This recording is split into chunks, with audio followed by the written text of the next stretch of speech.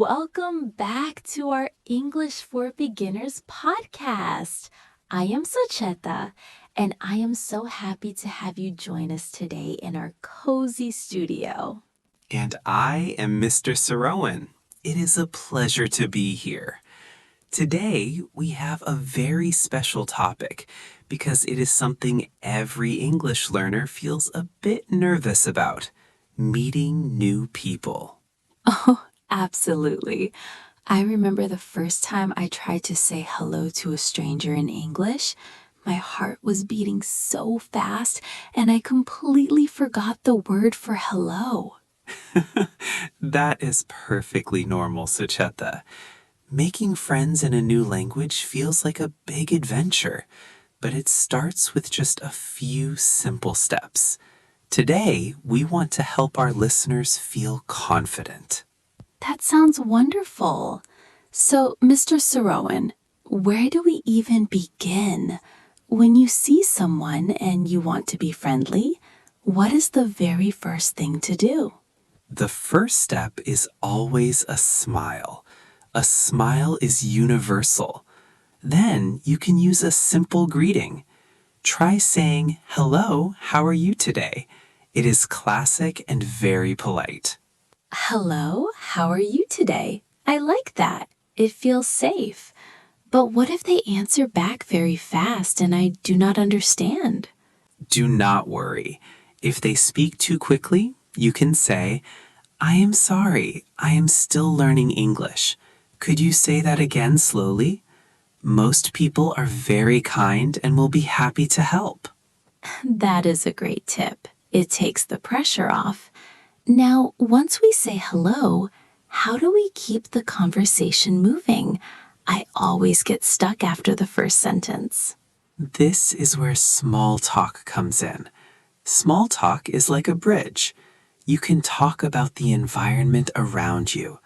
For example, if you are at a coffee shop, you can ask, "Is this your first time at this cafe?"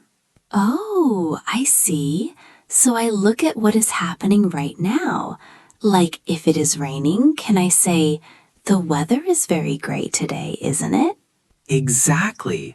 Talking about the weather is the most famous way to start a conversation in English-speaking countries. It is neutral and everyone has an opinion on it. It is true. Everyone loves to talk about the rain or the sun. But what if I want to know more about the person? How do I ask about them without being too nosy? A good way is to ask about their interests. You can ask, "What do you like to do for fun?" Or, "Have you seen any good movies lately?" People love talking about things they enjoy. What do you like to do for fun? That's a great question. I love talking about my gardening. If someone asked me that, I would talk for an hour. See, that is the secret. You ask a question and then you become a great listener. You do not have to speak perfectly.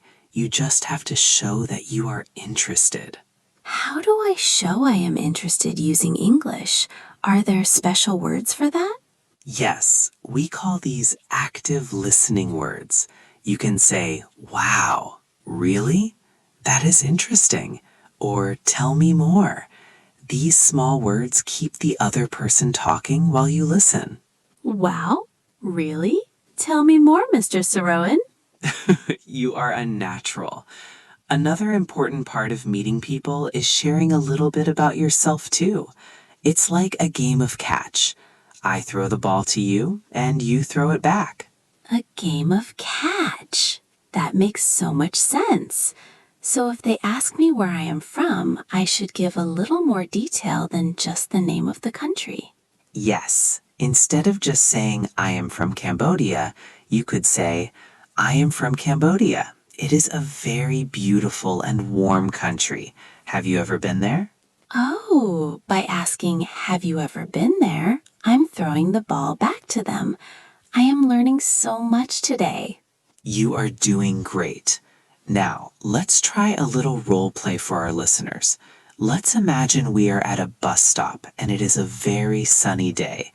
I will be the stranger and you start the conversation. Okay, let me try. Hello. It is a very beautiful day today, isn't it? It really is. The sun feels wonderful after all that rain we had last week. Yes, I agree. I am Sucheta, by the way. I am waiting for the number 10 bus. Do you live near here? Nice to meet you, Sucheta. I'm Cerroen. Yes, I live just 2 blocks away. Are you on your way to work? I did it! I actually kept the conversation going. Mr. Cerroen, that felt so much easier when I had a plan in my head. You did perfectly. You shared your name, you asked a follow-up question, and you stayed relaxed. That is the key to meeting new people. One thing I worry about is my accent. Sometimes I think people will judge me if I don't sound like a native speaker. Sucheta, let me tell you a secret. Most people find accents charming. It shows that you speak more than one language, which is a sign of intelligence. Focus on being clear, not perfect. Touched. Thank you, Mr. Cerroen. That makes me feel much more confident. So, to summarize for our friends listening at home, start with a smile, use a simple greeting, talk about the situation, and ask follow-up questions. And don't forget to use those listening words like, that's interesting. The more you practice, the easier it becomes. Even if you make a mistake, just laugh and keep going. I feel so much better now. I want to go outside and find someone to say hello to right away. But maybe I will start with my neighbor first. That is a perfect place to start. Start small, build your confidence, and soon you will be making friends everywhere you go. Warmly. Thank you so much for your advice today, Mr. Cerroen. This has been such a helpful lesson for me, and I hope for all our listeners too. It was my pleasure, Socheta. Remember, every friend was once a stranger. All it takes is one hello. Excitedly, we hope you enjoyed this episode of Easy English for Beginners. Don't forget to practice your hello today. See you next time. Goodbye, everyone, and happy chatting.